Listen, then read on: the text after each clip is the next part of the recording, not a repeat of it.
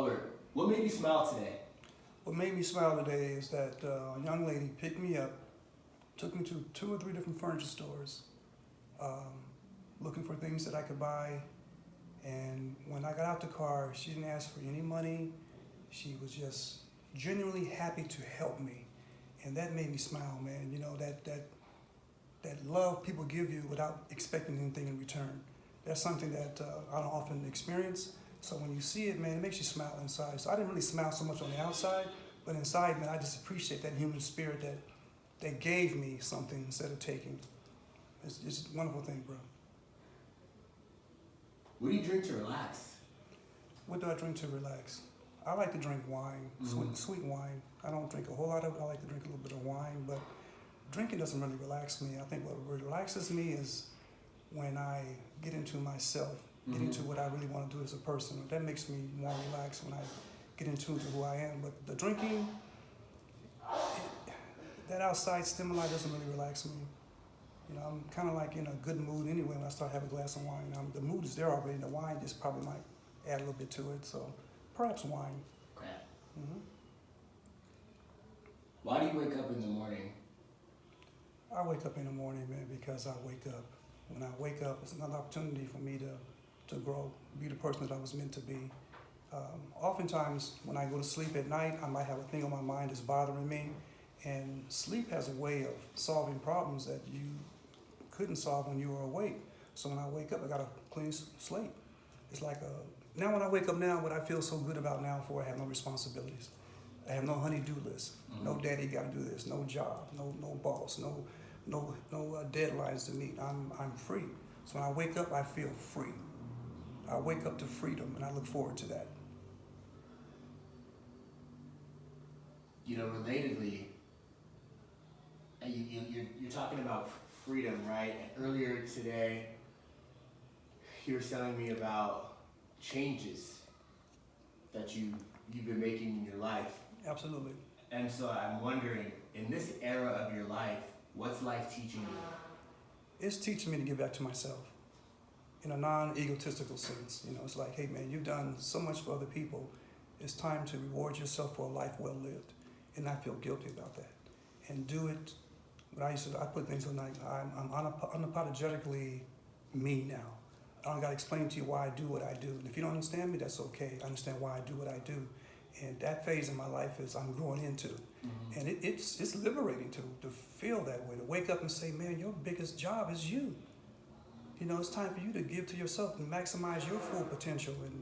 And it's a learning process when you're so conditioned to give to other people. And I gave 20 years to the military, 20 years to the police department, you know, and 30 years of family. You have a tendency to put yourself on the back burner, right? So now I'm on the front burner, and it's like, wow, dude, you know, this is, when you wake up in the morning, you got 24 hours, it's on you. And it's an adjustment, but I love that. I love that now. So I'm very optimistic about my future. You know, what that future is, I really don't know, but I know it's not incumbent upon me doing things for other people. Now it's my time to kind of bask in my own goodness, non-egotistically.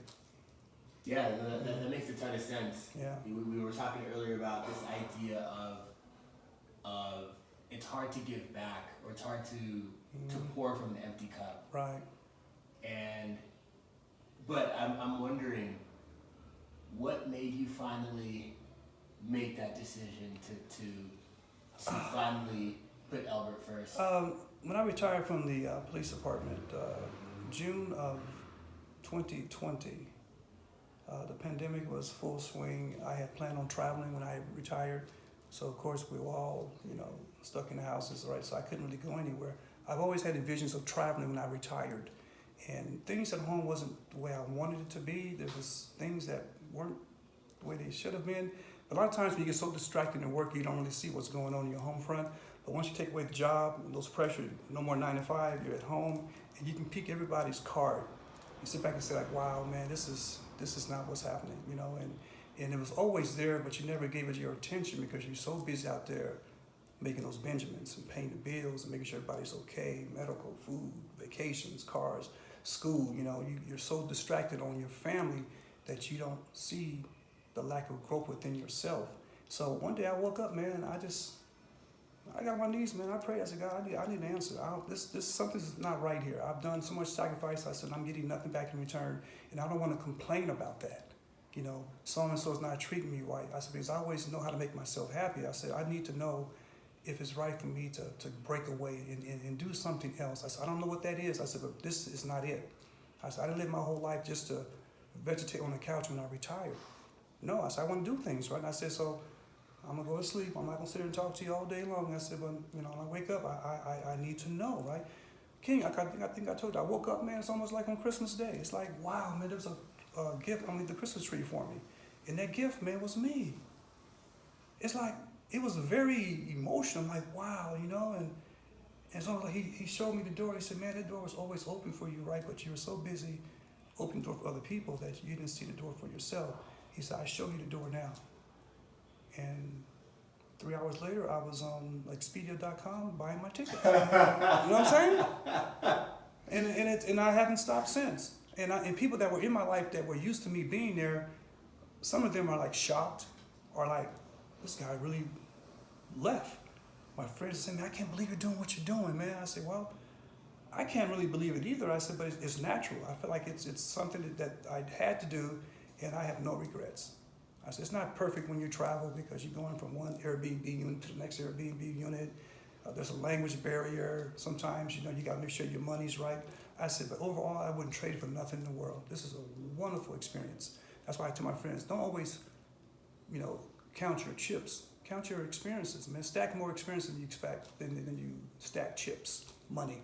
So money is okay, man, but listen, man, when you get to a certain age, man, you want some profound experiences. You know, you don't want to leave this planet without really exploring the biggest planet. That's within yourself, man. You know, self-discovery, man, is where I'm at right now, and it's very gratifying. I'll be very honest with you. It's very gratifying.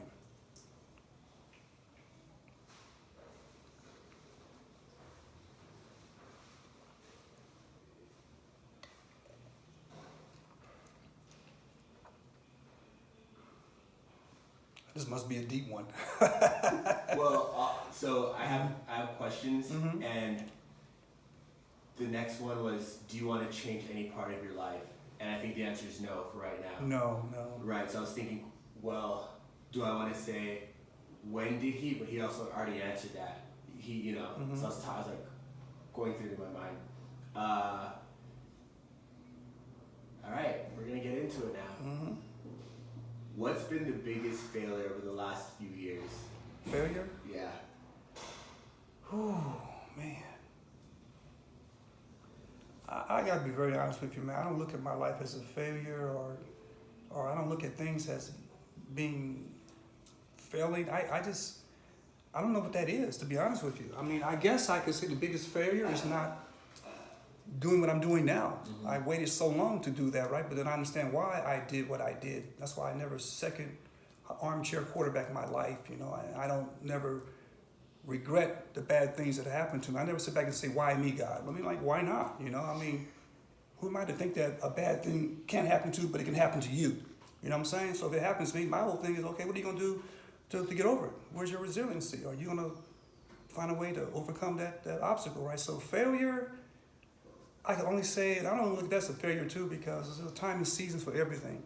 So I guess maybe failure is that I waited too long to maybe even do what you're doing right now, to get into myself. But all that time where I didn't do that, I think it was needed. You know, it's a sacrifice I had to give. And now that I've given it, you know, I'm cool. So I don't look at it as failure. I mean, it's like I've never been depressed before. I don't know what that is to be depressed. I've been sad, I've been despondent, I've been, you know, disappointed, right? But depressed, like clinically depressed, I don't know what that is. So failure is like, to me, I look at failure, man, as an opportunity to grow. So I don't look at it as like you failed. I feel remorseful about it. So I don't. I mean, people look at my life as, oh man, you failed in this area, you failed. Yeah, on your standards, right? But ask me how I feel. I don't feel like a failure. I feel like even though I might have failed in a particular task, I learned from that task. So therefore, how can you fail when you learn from something, even if it's, you know, negative, you know? So failure is something that I haven't really experienced. Not really.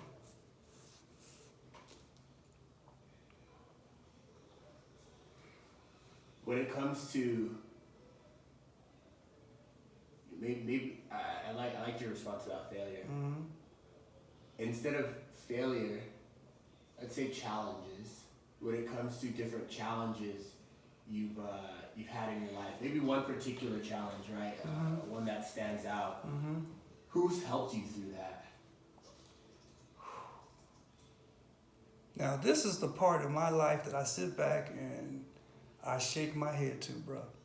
I sit back and ask myself, how did I get to be who I am? I'll be very honest with you, right? You know, since you're interviewing me, I had a mother and father who never told me that they loved me. Never. I can't imagine having my kids. I tell my kids I love them all the time. Never, right? And not only did they not tell me that, they exhibited through their actions, right? And then I think I was like 43 years old.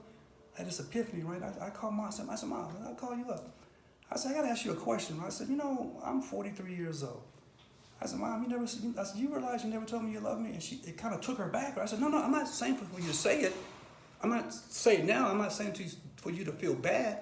I'm just curious, you know, why you never told your son that you love him? I said, look at my accomplishments. You know, look what I've done in my life. You know, I've done very well. I said, you never said those words to me, right? And she got real quiet. I said, Mom, I'm not saying this to you for you to feel bad or I'm judging you, right? I said, because, you know, sometimes people can say they love you, but they show it in other ways. I said, Mom, you didn't show it.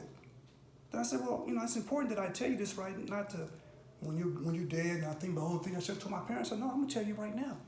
I said, not only you did not show it, this is what you did that was like, looking at it now, it's like, why the hell you do that, you know? And then she started yelling at me, like, oh, you don't love me, right? I said, there you go again. I said, you're transferring the guilt onto me. I said, I love you. I said, the Bible says, I'm the mother, I'm the father. I've done that automatically, right? I said, I'm just wondering why. What was that? I don't understand that, right? I said, I'm not saying for you to feel bad. I said, but, you know, why is that? She hung up the phone. You know what I'm saying? Never answered my question, right? And then 2 weeks later, I went to my dad's house. Asked him the same thing, too. Oh, boy, you know I love you. I said, but you never said it. I said, also, you've done things opposite, right? I said, so I look at that. You know, I said to myself, like, the question you asked me, who has helped you? And I sit back and say, it's that quiet passenger within myself, bro. I mean, I don't know where it is, but it's almost like I got you. Aunties, sisters, brothers, wife, as far as help, mentally, spiritually, nah, bro. My job, nah. Nobody sit back and say, yo, come here, man. I know you're going through something right now. This is how we gonna work that out, bro. Hey, man, I know you're struggling with this and that right here, man. This is how we gonna do this. Hey, that girl you've been kind of moping around over, man, forget about her. Let me tell you how you do that. No. It's like trial and error, bro. You know, so people always say that when you're successful, there's somebody that's there behind you.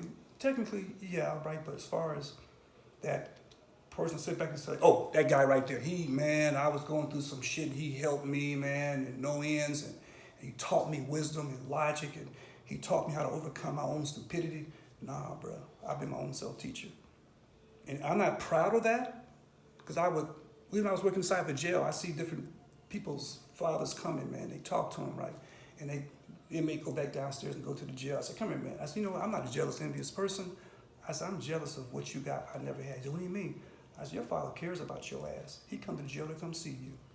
I said, I don't know what that's like. I said, I don't know what that's like for someone to care enough about you to reach you when you're down. I said, and you act like it's nothing. I said, you might look at me as a success. I said, you got what I never had. You know what I'm saying? So that might sound like a side commentary when I say that, but it's the truth. I wish it was somebody that was like, oh yeah, King, man, John Smith, he did X, Y, Z for me, but I've trial and error, bro. And I'm not happy about that. I told someone this. I said, if I had one time, I went to my mother's house. I think I was like 48 years old. And I never met my mother's sisters and brothers. She's from Tulsa, Oklahoma. But he came to visit my mother in San Diego. And she always spoke very highly of him when I was growing up, but I never met him, right? And I came to my mother's house, and James was there. And I was just talking to him, and the way we're talking, we talk about many subjects. My mother was sitting there, my sister was sitting there, my brother was sitting there, my other sister, they all sitting there. People who never really gave me a good compliment before. And then this is what James did, my uncle. He said, my mother's name was Dorothy. He called her Dottie. Dottie, you hear him? You hear what he's saying? He said, that boy is what's been missing. You been talking to him? You been trying to guide him? And she put her head down. And then I looked at that and said, like, what's he talking about? He looked at me right, he said, boy, you got what it takes. Do you know that? I said, well, Uncle James, I said, I don't really know. You know what I'm saying? That's why I always say, man, when you see a kid, a youth that has a gift, sometimes that person don't know they got that gift. You know, that's why I say never withhold your praise from somebody. You know, if you see something like, hey, girl, you know what? You got, no, baby, you got it. Let me tell you what I see in you. I mean, other people might be so envious and jealous they won't tell you what they see, but they see it. I'm telling you, you have it. And don't forget you have it, and grow from what you have. And that's the one person that I experienced that gave me that. One more time, I was in the 12th grade. I was a nerd in high school. I didn't have no girlfriend, play no sports, no car. I was a square with 4 sharp-ass corners, okay? I was a square, I had 4 sharp corners, right? And I was a nobody in my high school, man. I was below the Richter scale, right? And I was in journalism class. And they had us read different news articles. And then it said, I want you to read it and put your own opinion into it, right? So what happened was, it came to my time to speak. And I got the article. They said, I want you to add little things to it, you know, right? I got the article, and it's like 5 minutes, I was done. When I got done, King, now imagine people around you that kind of bully you, call you square, and women don't even look at you. And I got done, the whole class was quiet. The teacher started doing this, and kids in the classroom praised me. I'm just gonna say, like, you gotta be kidding me. And that's the first time I realized that people can see what you have, but won't fucking tell you. But it was whatever that was, it was so impressive that even my haters had to give me props. So I remember that incident, and it kind of like resonated with me, like, hey man, sometimes people won't praise you when they should. Because I didn't receive any praise, right? You know, I praise my kids all the time, right? I praise them, so I praise you, I admire what you're doing, right? But sometimes, man, people don't know the gifts they have. And if you know the gifts you have, then the world can make you lose those gifts, because you never know you had them. To me, it's a selfish son of a bitch, man, that see a kid that got talent and got skills, because you're jealous and envious, you don't tell him. Obviously, he's not prideful about it because he didn't even know he has it. Look at me, I don't even know I have it. People look at you and say, you know, you got something. I don't know exactly what it is, but you got something. And I want you to work on that something you got. Never forget that you have that something. Build on that, you know, and you'll become more of a person, because what you got is a gift that's based in humility. That to me is the greatest gift anybody can have, is to be blessed with something and to be humble about it. I remember one time I was in the Philippines, but I was dating this one Filipino girl, and she had a friend that was a Chinese lady, Chinese Filipino, right? And she went out with us for a few drinks every once in a while, right? Very humble lady. And one time, Marisol said, well, you know, Georgine, his father is very rich. I said, really? He said, yeah, he's a shipping magnate. I said, what? Yeah, different boats that come to the Manila Bay, and she's a multi-millionaire. And I never will forget that. This woman was talking, here I am, kind of like bragging a little bit, I'm military, I'm sergeant, right? She's a father, a chief shipping magnate. And she said the same thing that my uncle said to me. She looked at, I was talking one time and Georgina was listening to me, and she looked at Marisol and said, do you know what you got there? And Marisol, like everybody, no. She said, oh, he's something. And I say this about myself, I'm not trying to be braggadocious, so I got to paraphrase that, but it's like she saw something that my future wife didn't see. My uncle saw something my mama didn't see, my brothers and sisters didn't see. And I look at it as love, man. They loved me enough to tell me that. And those incidents, like the school, my uncle, And Georgine, the Chinese lady, you remember that. You know, there's like little blips on the screen. People who tell you something positive. That's why I'm saying praise is very important. Not that you live by praise, but a humble person will receive praise like, wow, I appreciate what you just said to me. The reason why I appreciate it, dude, I don't fucking hear it. It makes me wonder, first question is, what made you stay the course? So you've brought up specific examples of when somebody's recognized something in you, right? Right. So I don't hear it as braggadocious. I hear it as, damn. Mm-hmm. These are the examples. You can count them on one hand. Oh yeah. And so, what has allowed you to stay on the course instead of losing that gift, or instead of being corrupted inside? Man, you know what? When people say, they use this phrase all the time, Chris, I'm highly favored. I sit back and say, y'all use this phrase too much. You know, like it's like you know, it's not that I put it down, but it's like I gotta say one thing about my mama. And I'll go back to your question, right? I said, Mom, the only time you really showed me any love and affection, I said, I remember I was 7 years old. I said, Mom, you was combing my hair, and you turned me around and you told me, boy, you handsome. That was it. I said, now why would I remember that? I said, because it stood out. I said, so getting back to your question, it's mystical, bro. I don't know why. That's why I feel like I'm blessed that the shit I've gone through, that I've stayed the course. You know, I can't sit back and say, well, it's because of this incident, or because I went to this training, I went to this counseling session, I received therapy. None of that, bro. It goes back to not feeling depressed, not feeling sorry for myself. Nothing kills you faster than self-pity. I never pitied myself. Even going through some hellacious shit in my life, I said, well, I gotta go through it. And I'm so thankful that my mind and my psyche didn't break. And was speaking before, sometimes mental health is so very important, because sometimes you don't know when you get to that breaking point. And I'm blessed that I haven't reached that particular point. So I've gone through a whole lot, and the key word is I've gone through it, and it's made me stronger. I mean, I guess that's my gift, that when I go through crap in my life, it's like going to the gym, lift weights to get bigger muscles. I lift those big problems to get bigger mental strength. And that has propelled me to go through that.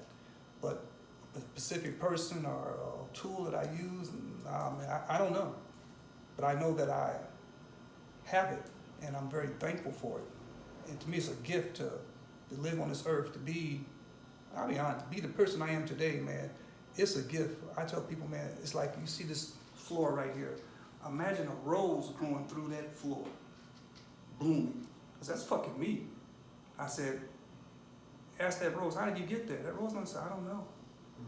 I don't know how I got to that floor, but I got there.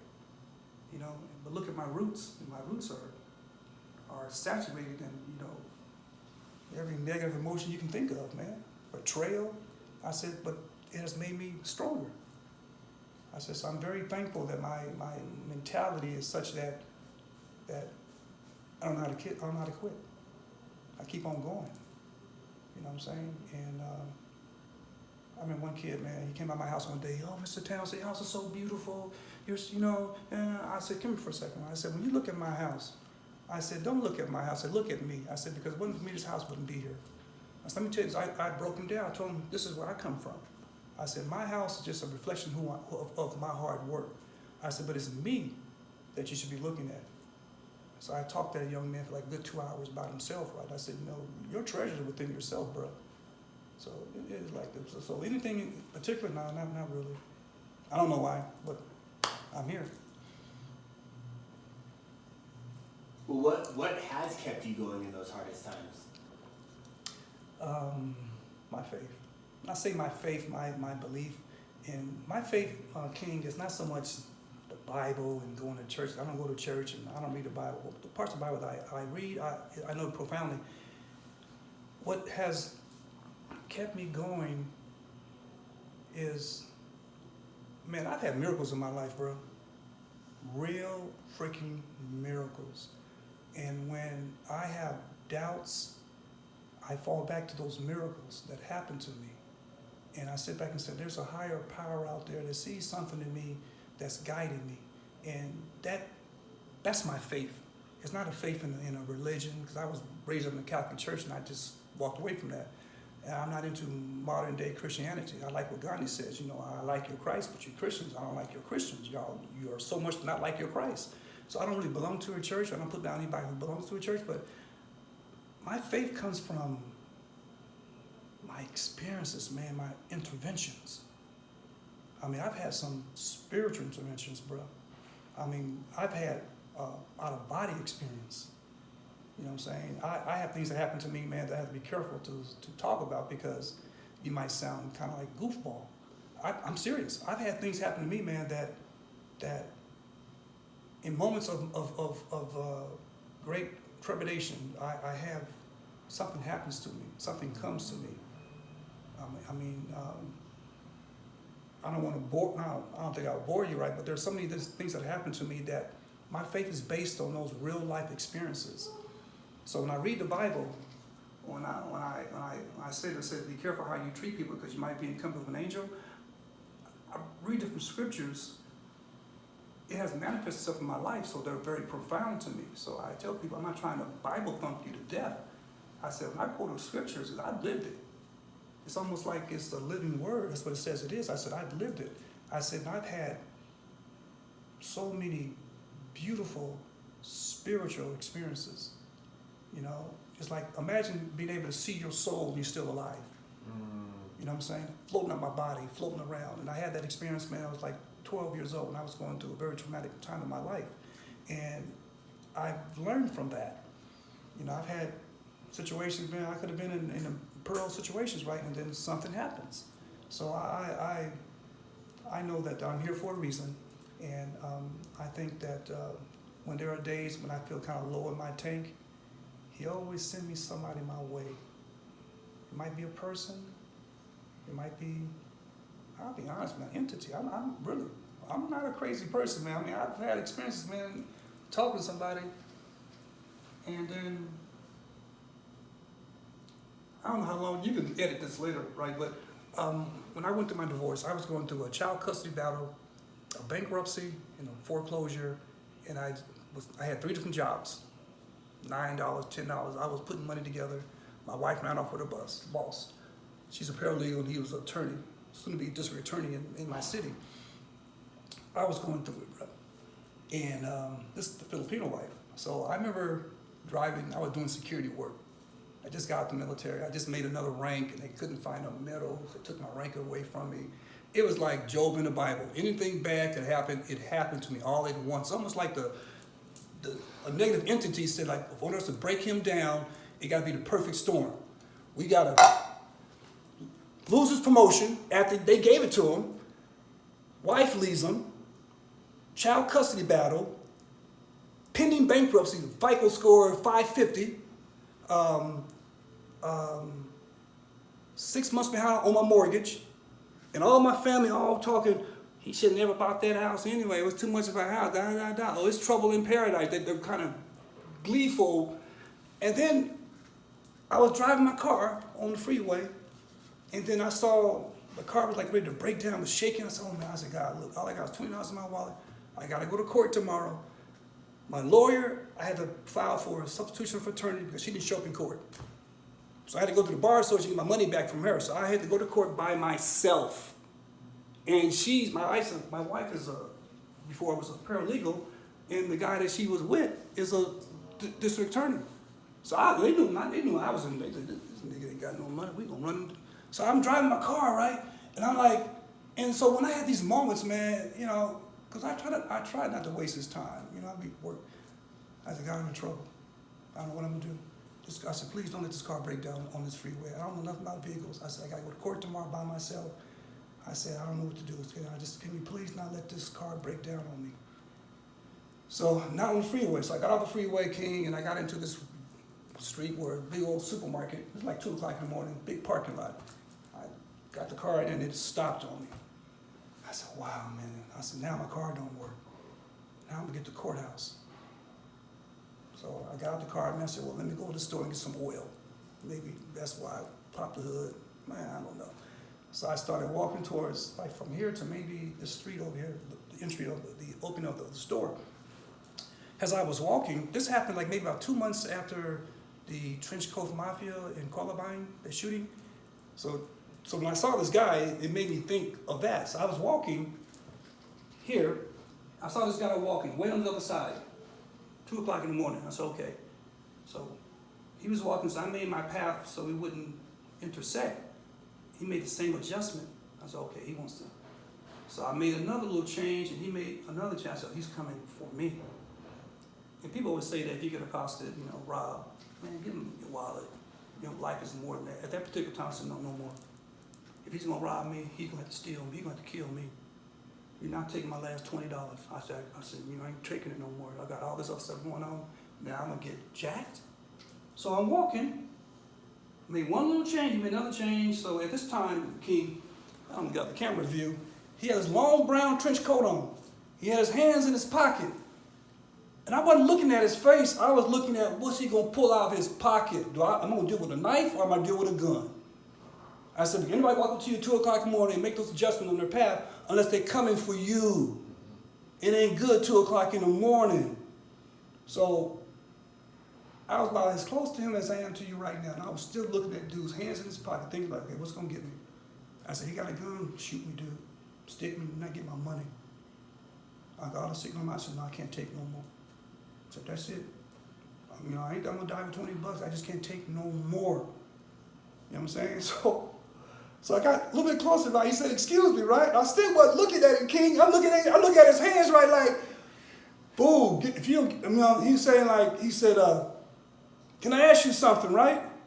And I'm still looking at his hand. I'm not looking at his face. I'm looking at his hands like, why is your hands in your pocket, fool? What you gonna pull out? You know what I'm saying? What's gonna end my life because you gonna have to stick me to get this $20 because I can't take no more. Wife gone, all kind of shit. He said, can I ask you a question? I said, yeah. I kind of looked at him a little bit, right? I said, okay, he ain't pulled it out yet, so, this might not be a straight jack move, right? He said, you believe in Jesus Christ, right? I'm like looking at him, King, like, I'm looking at him, right? Like, you one of these Jehovah's Witness watchtower type of cats. I ain't trying to hear you.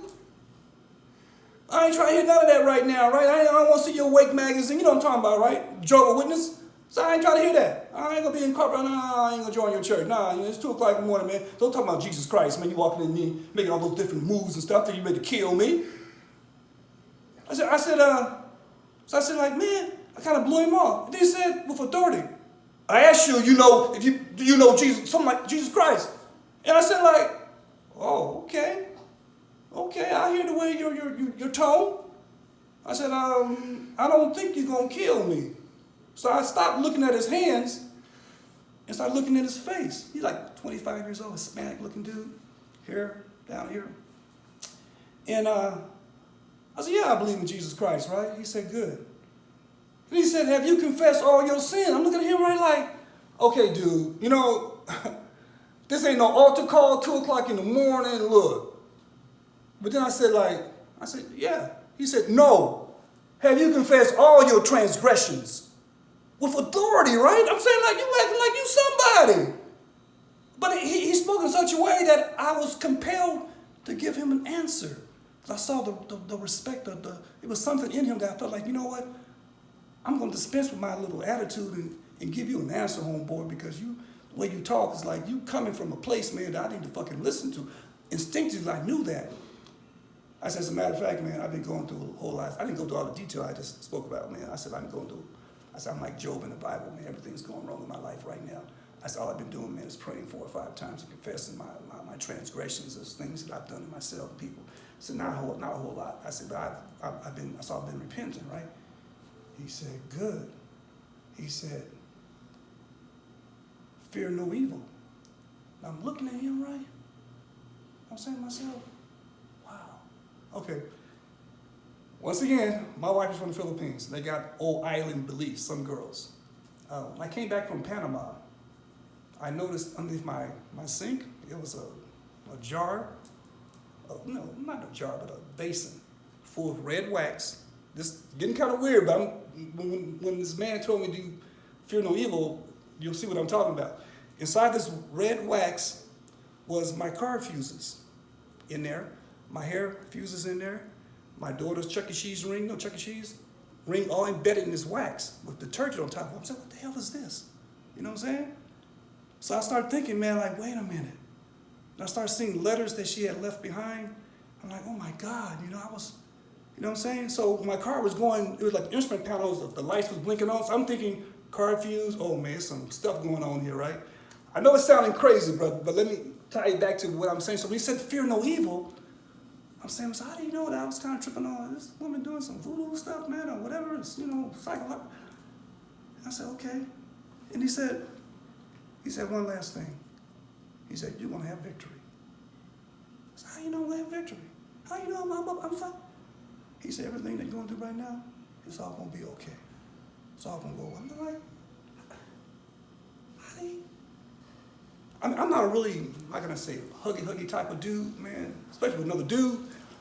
Like, he was like, I was here, he's there, and I was saying, like, man, it's like you in the Mojave Desert somewhere. You know, you got somebody like Beyonce, beautiful, I'll make love to you, or a glass of water. What do you need the most? Make love to Beyonce or some water? It was the very thing that I needed. I said, man, you need that drink of water, I need it, man. I said, homeboy, I don't know who you are. I said, but thank you, man. I said, it's that little bump in the night that you kind of refuel my tank and refocus me. I said, thank you. I said, I really appreciate what you just said to me. I said, you don't have a clue of what I'm going through right now. I'm going through the darkest days of my life, and you just giving me hope. He's like, here, look at me. And he touched me so much, King. I said, no, I want to, so I said, thank you. And I turned around for a second to go to the store. I said, no, man, turn around and get that dude a hug, man. Like, man, I love you for that, homeboy. Turn around, man, you gone. God's my witness, but he was gone. I said that, wow. Touched by an angel, bro. Those are the things that have helped me in my life, bro. People like that. And what happened to me in court? It's like my mouth, I was like a little Johnny Carpenter up in that court. When I got done in that court, I went custody of my daughter. I kept my full military pension. I stopped the bankruptcy, stopped the foreclosure. And a week later, I got a call from the sheriff's department, got hired. Yeah.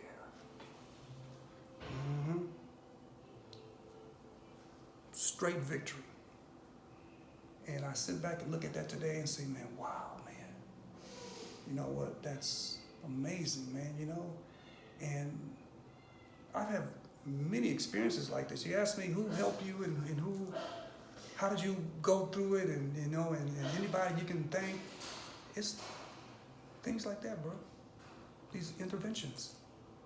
And that's why my faith is so strong, King, like, because it's not so much based on a religious dogma, an ideology, or something you learned at the age of 3, and now you think it's those connections, man, those spiritual connections with people, man, that, man, it's just amazing, man. So when I think of those moments, it makes me stronger when I go through things that I spoke to you about my dad. You know, it's just like, you know, this too will pass, you know, and it just makes me very thankful, man. For some reason, when I say I'm highly favored, that's what I mean by that. It's not that I'm saying it to look at me, like, because, you know, he favors everybody. He's not a respectful person. He doesn't like, I like Elbert, I like King. He don't play that. It's just that I know that I've been favored, because if I wasn't been favored, I'd be like my siblings.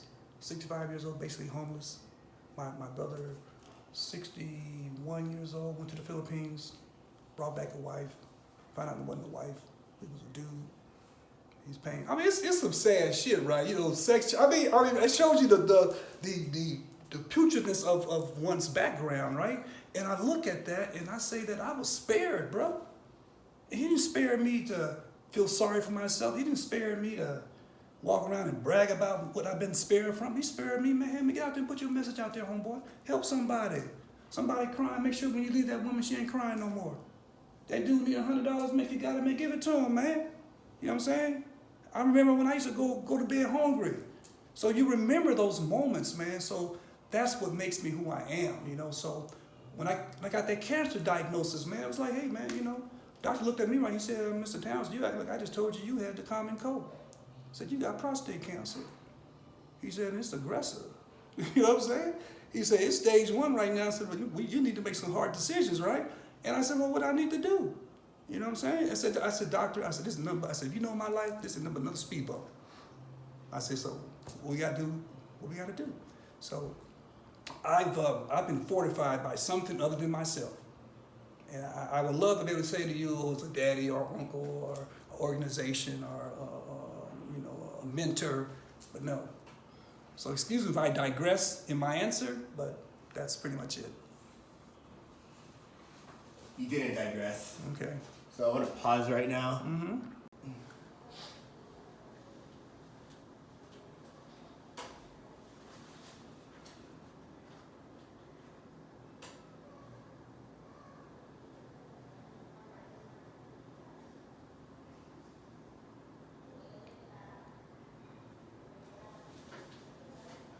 Whenever you're ready. Yeah, all set. I'm gonna send you his page so you know his name. Okay. What's that? It won't be hard to find him once you get there. Elbert, when did you notice yourself getting comfortable with fear, disappointment, pain? I was 5 years old. Let me tell you the specific time it happened. At that time, I had no idea what death was. You know, 5-year-old, what's death? I'm alive. How can I die? How can something alive die? That's how that thing in me was. So I was sitting on the couch and my sisters, my mother's blurted out, you know y'all are gonna die one day. I'm like, die? I said, what do you mean, Mom? She said, one day you're gonna die. I said, when you die like that bird or whatever, right? I said, death? It's almost like I had no understanding what death was. It was like, death? But I'm alive. How can I die? I mean, that's how my mind was, right? She said, boy, one day you're going to die. And I sit back and it scared me. And I ran in my room and I closed the door and I started crying, right? I said, I'm going to die? I said, I don't make any sense. How can I die when I'm alive, right? And I understand what that was, right? So I was fearful for a minute, you know, and then, you know, it just went away, right? That's the first taste of fear I might have had. It came from my mom when she said I was going to die. I'm like, why would you tell your 5-year-old that crap, man? You know what I'm saying? But that's, once again, that goes back to, you know, my childhood, right? But yeah, then after that, man, when the doctor said you had cancer, it's like, I'm not afraid of death. I mean, it's going to happen, right? But to me, there's like, I have a mission that I'm going to do on this earth, King, and I'm going to do it. You know what I'm saying? And the Bible says, you know, death, where's thy sting? Death, where's thy victory? You know, the grave, where's thy victory? I mean, I understand that maybe that visceral feeling I had, Mama told me that spirit inside me told me, boy, you ain't gonna die, you're eternal. That's why you just kind of like cringed at the thought of you gonna die. So physically, you're gonna drop this body, but spiritually, you ain't gonna never die. That's why you didn't understand this thing about death. So I don't have fear. Like we mentioned about different places we go to, different areas, the place in Brazil you went to, you know, by yourself, in areas where a lot of tourists won't go to. They won't get past Rio de Janeiro. You know what I'm saying? I mean, we do these things, and somehow we come out unscathed. You know, nothing horrible happens to us. You know, and I think there are true soldiers on this earth that are protected, bro. And He will let nothing happen to you, right? Because you are a messenger. You know, that you have a mission on this earth that you're going to do, and He's not let nothing going to bother you. So were you 5 when 5 years all old. of a sudden, I'm okay with this? Yeah, because I went when I cried and I just got over it. And after that, I mean, I got hit by a car. I was like 7 years old.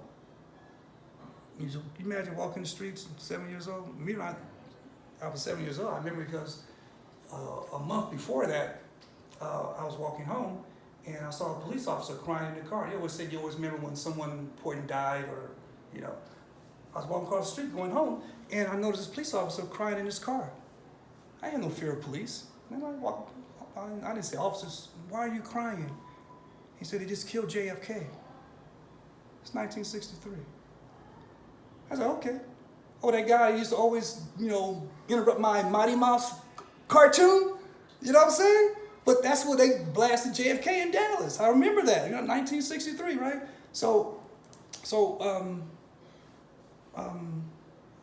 Yeah, like I said, I was walking to my school, this busy street, and I got hit by a car. One of these old cars in 1965, they were built back then. And I'm like this big, maybe about 50 pounds. And that's why I say, bro, my faith is strong, homeboy. I was walking across the street, big old intersection. Now, 7 years old, 6 years old, like, what you got your baby out there walking in the busy street like that? Anyway, that's where I was walking. And I'm walking, I looked left, I looked right, didn't see no car. I'm walking, next thing I knew, man, I felt boom!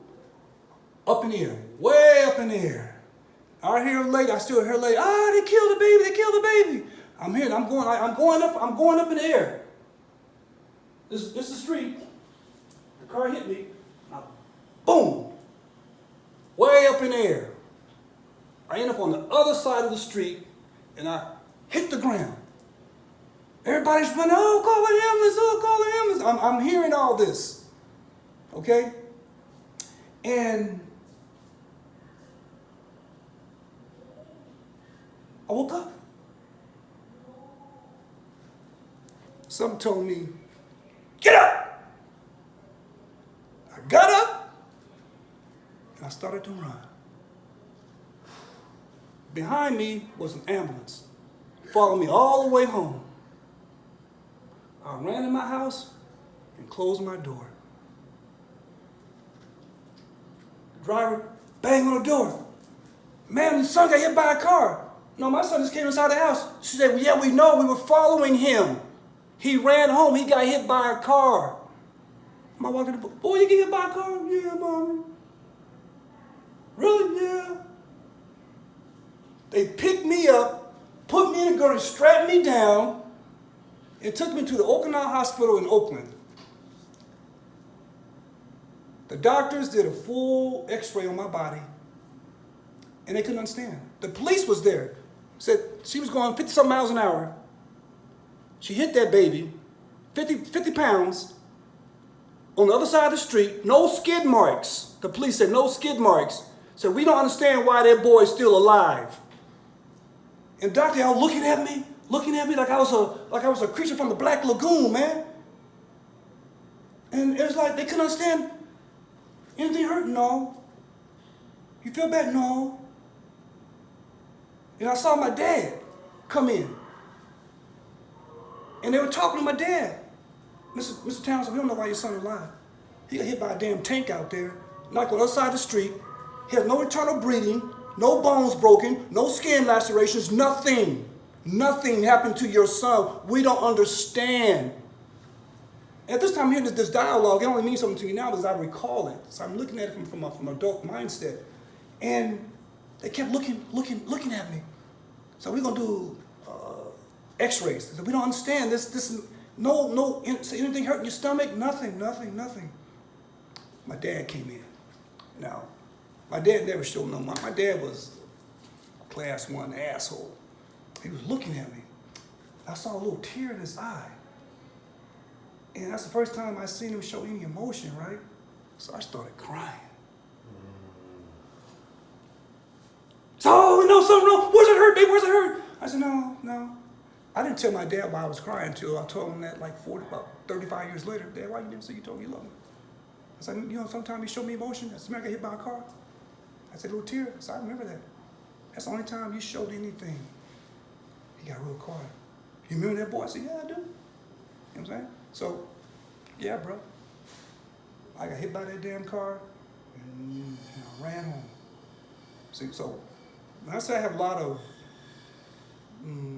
spiritual miracles in my life, bro, that's what has kept me going. I've been blessed with intervention, protection. That's been my mentor, my nurturer, that guardian angel. You know, and that's something I can think about it, man. My brother hit on the same street a year later, and he ain't right to this very day. He ain't right to this very day. You know, so I feel kind of compassion for him when he did what he did in the Philippines. Like, you know, mom did a number on him, man. Mom's super fucking, you know, control freak, and so it kind of. But yeah, man, it really did a number on him. But same thing happened to me. Nothing. You know what I'm saying? I've had a lot of near-death, not a lot of near-death experiences. I had a few in the Philippines. There's always something that's there. One more story. I mean, to show you the reason why I am the way I am, and I believe the way I believe because of my experience. In the Philippines, when you first get to the Philippines, they say, okay, 2 things you gotta watch out for. Watch out for STDs. Put your rubber on. Young man, 20 years old, full of testosterone. And when you cross these streets late in the morning or daytime, during the rainy season, they got these big old sugarcane trucks. And those trucks in the Philippines are notorious for having real bad brakes. So don't get in front of them damn trucks because they don't stop for no damn GI. I said, so make sure when you look left, you look right, make sure you don't see no trucks coming because at that time, maybe about 2 or 3 GIs get killed over there running behind them damn trucks. Going to them damn titty bars, you know? So I remember I was walking, I saw this little titty bar. Oh, I want to go, okay? And so I ran across the street. Before I went across it, I looked left, I looked right, King, I didn't see nothing. And all I saw was my lust in that store, that titty bar. I ran across that street, and I got in the middle. In my head, something exploded in my head. And all I said was, stop! And I felt like wasn't like a glitter, but it was something, I don't know what it was, right? But it's like when you're running real fast, it takes you 2 or 3 steps before you come to a complete stop. You know what I'm saying? You ain't gonna just boom, like you hit a force field, right? I hit a force field, I don't know what it was. So I'm like, it said, stop! And then I saw whatever, and I hit it. And somebody, once again, said, oh, he got hit by the truck, right? And when I hit it, I came to a stop. And when I stopped, it went away, whoom, sugarcane truck. Like, wow. And to show you how foolish I was, you know what I did? Instead of going back to the barracks, man, and thank God that I didn't get killed, you know what I did? Went to that titty bar. You know what I'm saying? That's why I say that. For me, to not be a forgiving person, I am because I see how much he has forgiven me. I'm like, man, this man saved my life. And instead of me going back to the house saying, man, all this fornication ain't good, I went over there, man, and fornicated. Okay, so I say that jokingly, right? But it's like, man, you know, you've been so very patient with me, you know, my stupidity, right? So far be it from me not to have patience with other people. And that has made me endure some of my disappointments. You know, the only disappointment that I'm really happy that it happened the way it did, because if I'd have found out what Dad would have did, I'd be in prison right now, bro. You know what I'm saying? But he made sure that he was out of here before that happened. And but other than that, I just been able to make it through, bro. All these lifetime stories I'm giving you, man. You know, I think this question I have is related to the next phase, somebody dying. If you could imagine your own eulogy, what do you want people to say about you? I'll be honest with you, bro. I don't even care. I don't even care. Only thing I'm worried about is what he's gonna say. And I'm because up to now what people say, words don't mean a whole lot to me. I tell my family all the time, I said, don't tell me you love me, show me. I don't want to hear about love. I said, love is a cheap man's way of saying he loves you, right? I said, but love takes work. It takes effort. So you have to put in the work. I said, that's love. Anybody can say, hey man, I love you, King. I love you, Elbert. But then 2 days later, you treat me like shit. Now, you love me through your longevity of goodness towards me. That's a sincerity. I said, that's what it is. I said, so my eulogy, if somebody sit up and say something nice, cool. But I don't live for that, you know? I've lived through too much to think about what people think about me. I'm no longer here no more, you know? You know, there's things, man. I mean, just when you say this about this death thing, I remember my first son, you know, 9 months. He'll be born a week later. My wife went to the hospital, no heartbeat. Stillborn.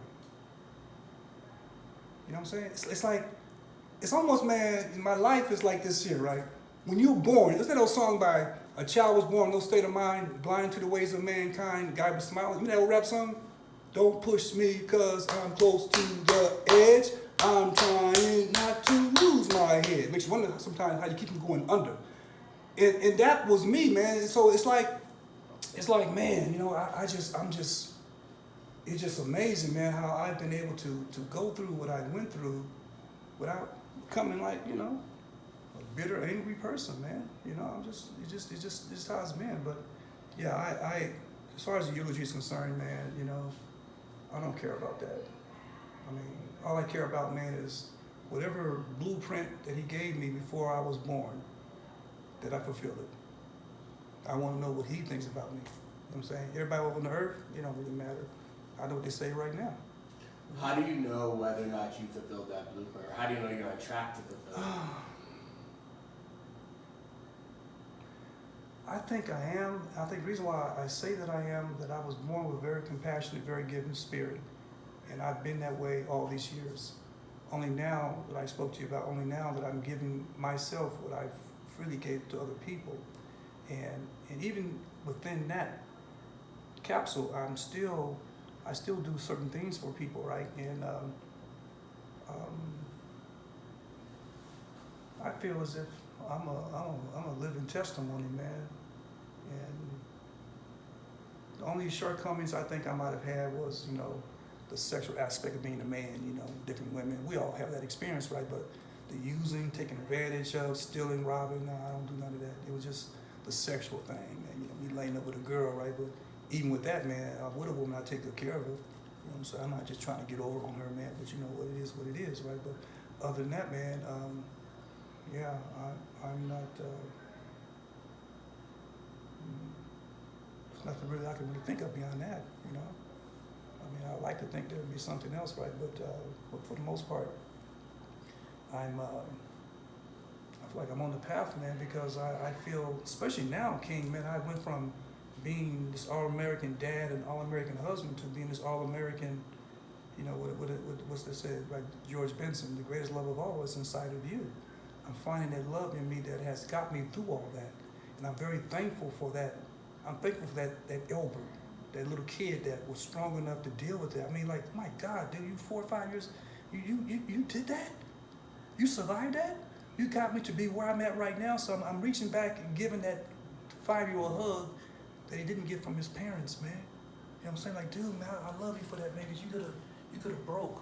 You could have atrophied into something monstrous. You could be like your siblings, your dad, you know, so you didn't. Dude, how'd you do that? You know, but thank you, right? So I give him the praise, bro. I mean, that might sound cliche, man, but you know, it's not me, man. It's like I said, it's not me. It's my Father in heaven, man. Because I have too many experiences, bro. I tell people, right, you don't got to share my faith, right? That's my faith is backed up with man experiences, bro. You know what I'm saying? It's not just something I read in the Bible, or whatever. I said I experienced that. I know He didn't take me this far for me to fail.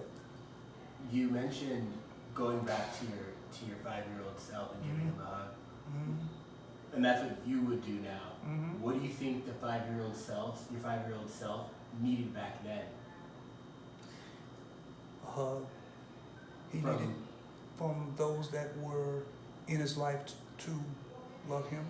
That's what a mother's father's job is to do, is to nurture your child, to love your child, to build your baby up, to infuse confidence in him, to rid him of his doubts, his fears, to make him courageous, make him strong, make him have the kind of personality that he can go through a brick wall if he believes he can do it.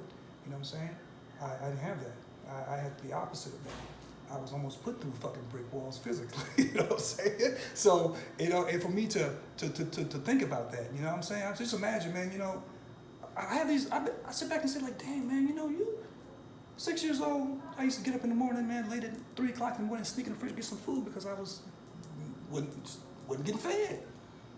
So how can you tell a kid you're stealing something when he goes in the fridge to get some food because he's hungry? You know what I'm saying? So I used to do that, right? Because, parents, it was like that. I remember one day, I think I turned 6 years old. My dad made a birthday cake for me.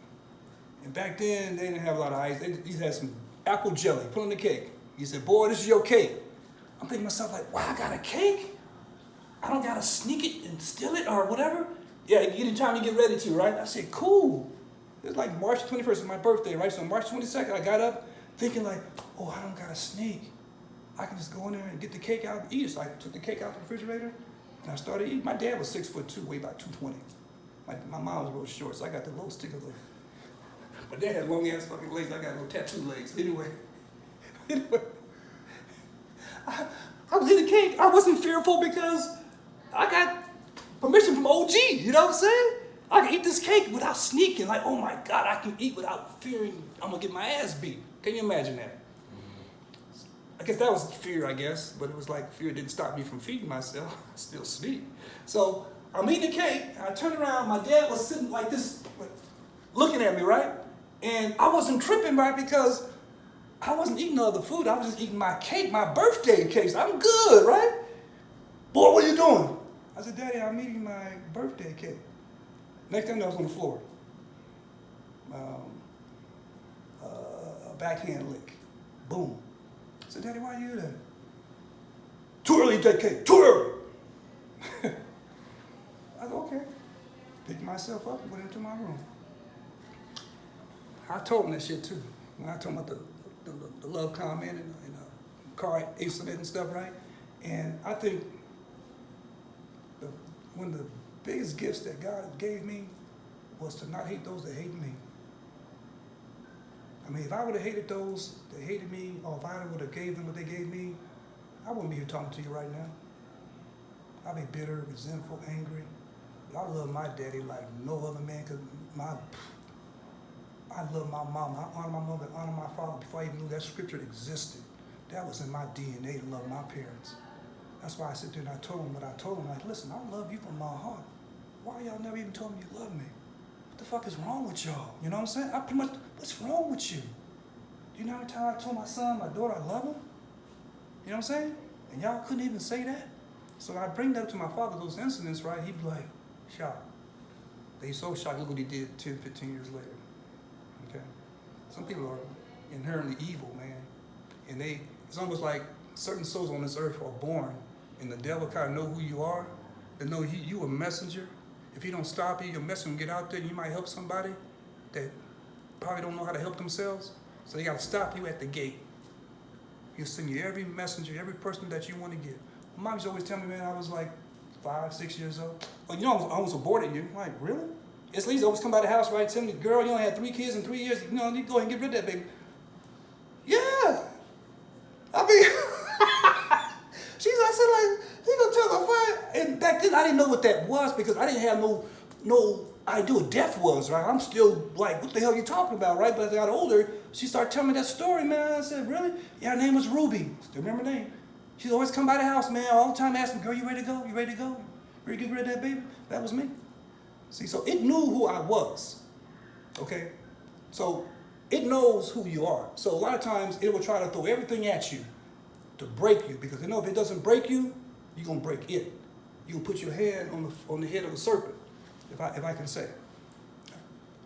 When I first got my job at the county, after I went through that experience and that, so I got that job at the county after I was going through a lot of bad times, and, then everything turned really good for me. I first walked into that jail. I went to medium security, went to intake, went to general population, and they took me to max security. The sergeant was taking us new recruits and stuff, right? And I got the max security, can't open the damn door, and I felt the evil. Now in the military, when you are marching, they said never lock your knees when you're at attention because you cut off the blood flow and you can faint. They said when you're at attention, right, make sure you kind of wiggle your knees a little bit, that blood come up there so you're good. So otherwise you feel woozy and you'll fall out, especially during military parades. So I was in this pod area, and I felt like I was going to faint. I said to myself, like, what the hell? I'm not. It was like something was sending me, faint, faint. It was like a pressure on me, bro. I'm saying to myself, if I faint, I ain't gonna get this job. They said, like, man, before this dude could see one inmate, he fainted when he saw the worst one. We can't hire him. So I'm thinking to myself, like, I'm looking at the other 3 recruits. They looking around like everything's cool. But I felt something weighing on me. And I said, oh, I know what this is. So I cited the Lord's Prayer, and it went away. You know what I'm saying? So, yeah, bro, that's... A lot of things I say kind of segue into other areas because it all ties in together, bro. You know what I'm saying? It's like I've been, what they call full court press. You know what I'm saying? Well, that makes me wonder then, what's the best advice you've received, and what's your favorite piece of advice to give? The best advice I ever received. You know, and I really hate to sound this way. It's almost like, dude, you sound pretty fucking pathetic. You know what I'm saying? But it's like, the best advice I ever received, man.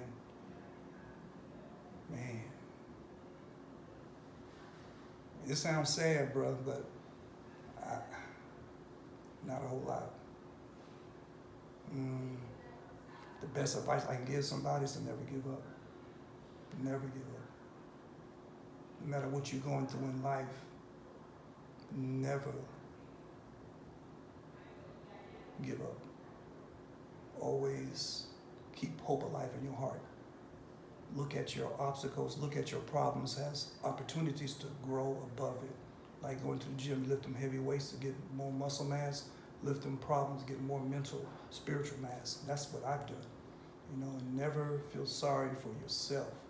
Nothing kills you faster than self-pity, feeling sorry for yourself, or this, you know, why me syndrome. Why not you, Negro? You know what I'm saying? What's so special about you? You know what I'm saying? You're on this earth to persevere.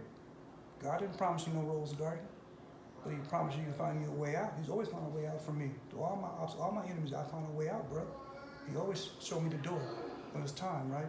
But before he showed me the door, I had to learn something. The trials and tribulations of life, it made me a stronger person. That's why I'm not fearful of trials and tribulations. I'm not fearful of bad things. I look at, okay, this happened to me now. I might say, okay, Dad, what you gonna do now? What are you gonna do next? Give me cancer, you did this, you did that. What are you gonna do now? There's always gonna be something that I'm gonna have to overcome. And you gotta have that attitude, man, no matter what happens, you have to stay positive. I know it's easy to say, and it's not always easy to do. And all I can do is encourage people, no matter what you go through life, ignore the naysayers, ignore the doubters, even ignore yourself when you don't even believe in yourself. Just say, man, you know what, stop that. It's negative thinking, stop that. You know what I'm saying? Don't die with your dreams. Put your dreams into reality. And that's what I like what you said to me today. It's like, what are you doing? I'm doing a guitar. What are you going to do? What you going to do that? I'm just like, man, you know what? You're right.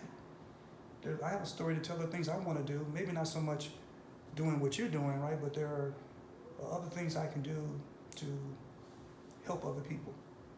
That's me, man. I'm a giver of love, man. And when you're a giver of love, sometimes you forget sometimes you forget that you also need love. I remember a few years ago I was reading this article by a Buddhist monk, and she was talking about kindness and how you know there's always this saying of being kind to everybody, constantly giving out kindness. She said that you also need to be kind to yourself. Yes. And we often forget that. Yeah, I was guilty of that. If I'm guilty of one thing, is that.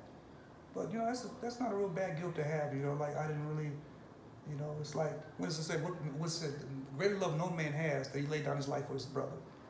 I mean, you lay down your needs, your desires because you're thinking about somebody else. You know what I'm saying? But my life has gone full circle now. Now I'm thinking about myself. It's almost like he's telling me, okay, now it's your turn. I want you to reward yourself for a life well lived. And that's what I'm doing, you know? And even when I travel, there are moments where I can do a little thing here, do a little thing there, and I have to stop myself because I think, no, man, you're here for you. You're not here for them. Yeah, you might bless them in some area, but you're here for you. You can't leave this plane of life without enjoying the gifts that he's given you. Because he didn't give it to you just for other people. He also gave it to you to also enjoy. But being unselfish, you have a tendency to give You know, and then people, so I always tell people, never be what I call a pariah, a psychic vampire. You are a taker of love, but you're not a giver of love. I mean, I don't know how that could be. How can you receive love from somebody, a person that's good to you, and you don't think for a moment to give it back? You know what I'm saying? Like you take them out to lunch, and then I wake up in the morning and I think about, damn, how can I do something for King? You know what I'm saying? Oh man, you know, people that you might go out with back in the day, you buy a drink 3 days in a row, and then the fourth day you don't buy a drink, and he looking at you right, oh man, he gonna buy me a drink? You say, wait a minute now, I bought you 3 drinks in a row.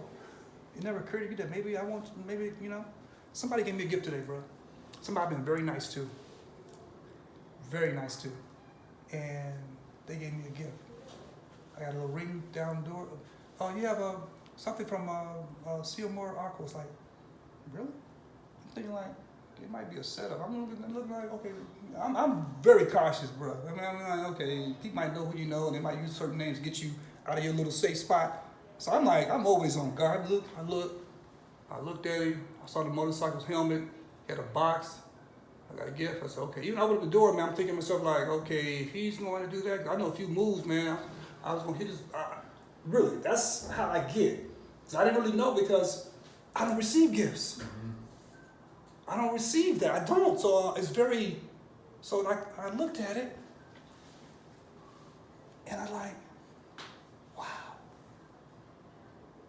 I'm back up, this happened, man. Then I went to sleep. And I slept so well, I guess I was probably blissfulness. And I texted her and I said, you know what? You don't know how much I appreciate this.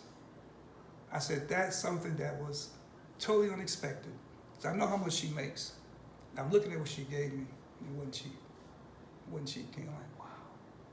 And I told her, she said, oh, it's just a small thing. I said, see, Amora, the small things in life I love the most.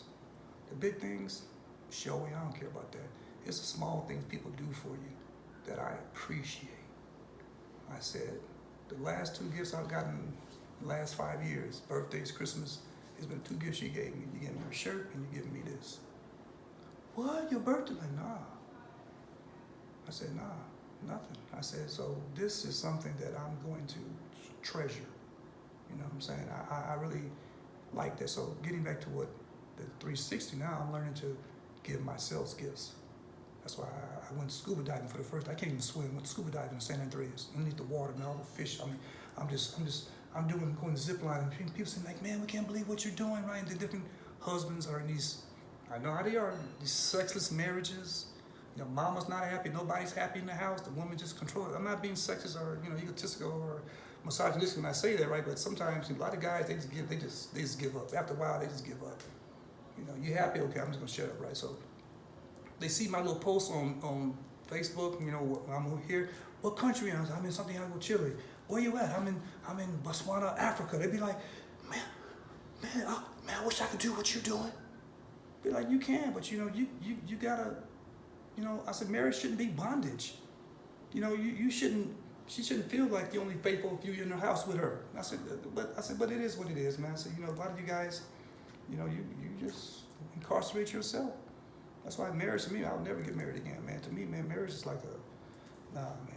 You know, people change, man, when they say I do. You know, that's when you find out who they really are, you know. So, but yeah, man, I'm just rewarding myself for a life well lived.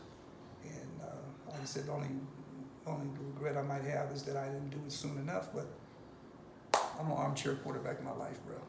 I wouldn't change anything in my life, not even a traumatic experience, man. I'd be like, no, because all that was needed for me to be who I am right now. I needed the adversity, I needed that evil, I needed all that, you know, to purify the gold inside my heart, man. You know what I'm saying? So if I were to take away a father that I had, I probably wouldn't be who I am right now. You know what I'm saying?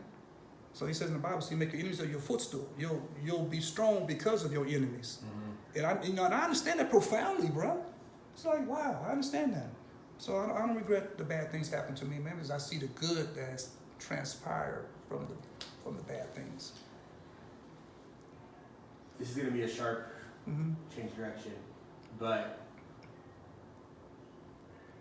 for you, what does it mean to be Black in America or Black American?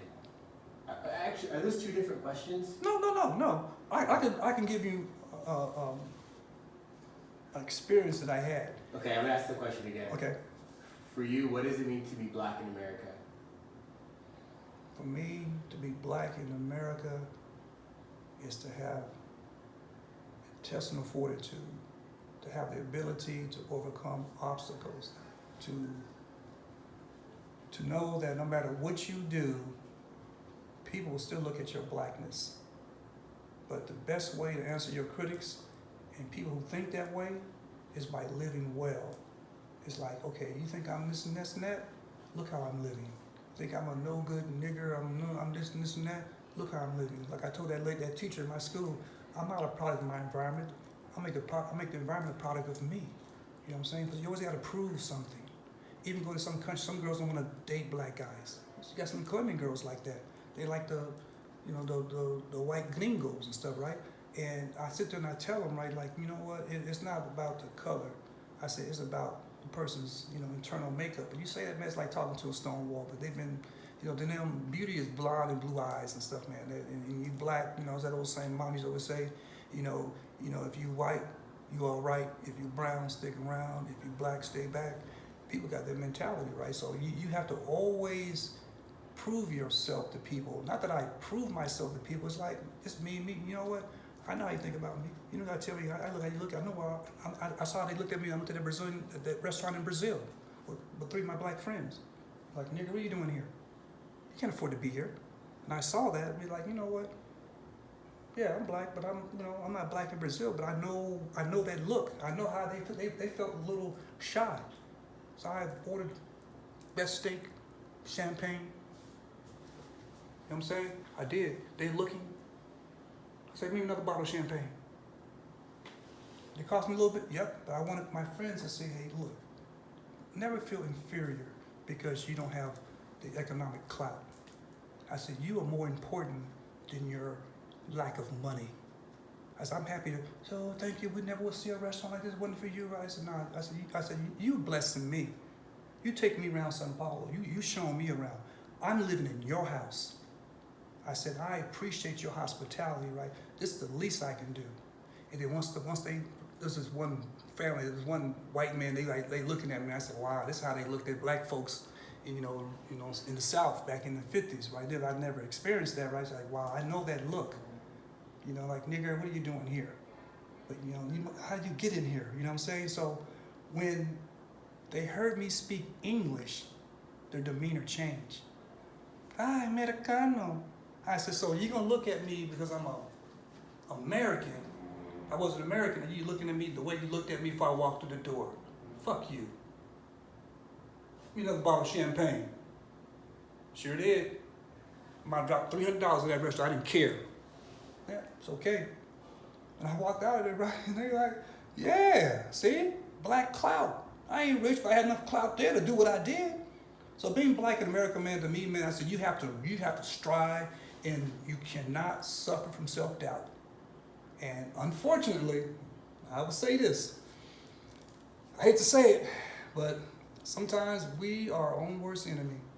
95% of the bad things that happen to me from my own folks. You know what I'm saying? But it's okay. I don't trip because 95% of my time is around my folks. So, people say black on black crime. Well, hell, I'm around black people, right? You got more white on white crime because more white people. So I don't want to say that in a disparaging way, but what I'm saying is sometimes everybody of your color ain't your kind. You know what I'm saying? So I noticed that, right? But being black in America, man, it's like, hey, it's not easy.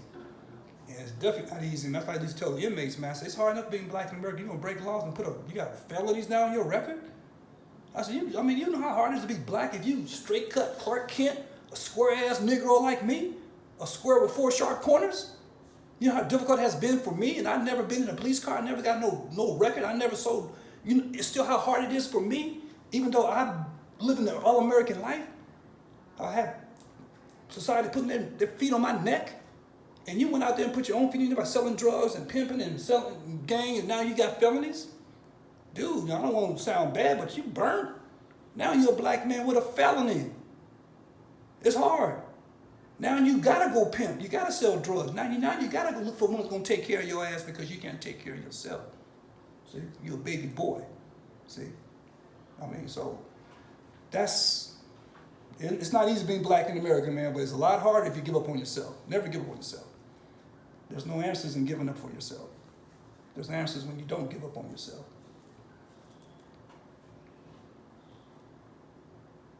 My last questions are easy. Okay. One moment.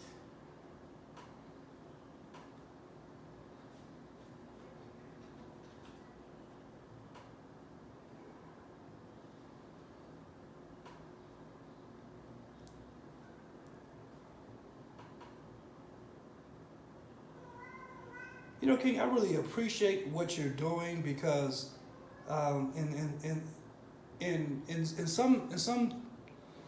some aspects this has been very therapeutic. I'm serious. I mean, because somebody cares enough to ask me these questions, it's like it gives me a chance to express certain things that that sometimes you don't always have opportunity to express. So Well, I appreciate you sharing. Yeah. And this conversation is a reminder of why you should have that YouTube channel.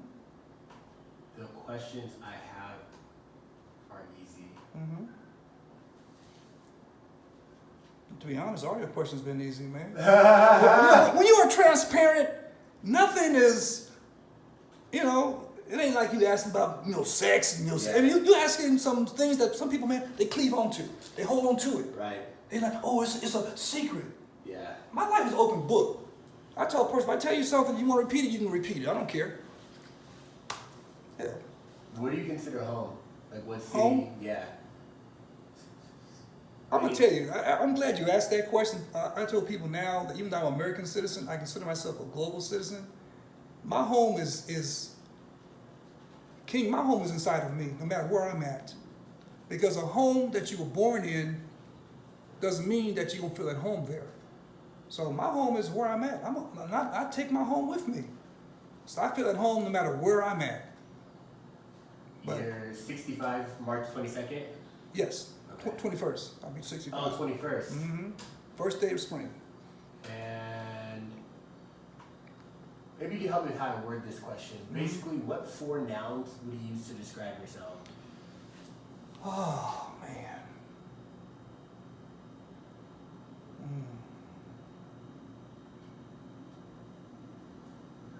Fighter. Persevere.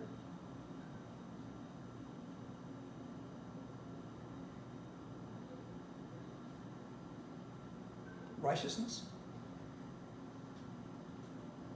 Honor. And I guess I use the word forgiveness, man. I don't know if that's a noun or not, but it's a... So the direction I'm going in with this question is what I guess identities, right? So for some people, like one guy, he's a truck driver, so I'm a truck driver, but he also does capoeira, so I'm a capoeirista. I'm a provider for my family, so I'm just along those lines. What words would you use? As far as describing what I am, as far as when relating to other people, or that's why the question is a bit tricky. So it's in other words, how would you define yourself? So I can say, oh, you're a son. I can say you're a vet. I can say this. Like, what words would you use? Wow, man, it's pretty much the words I used before. I would say an overcomer, a giver.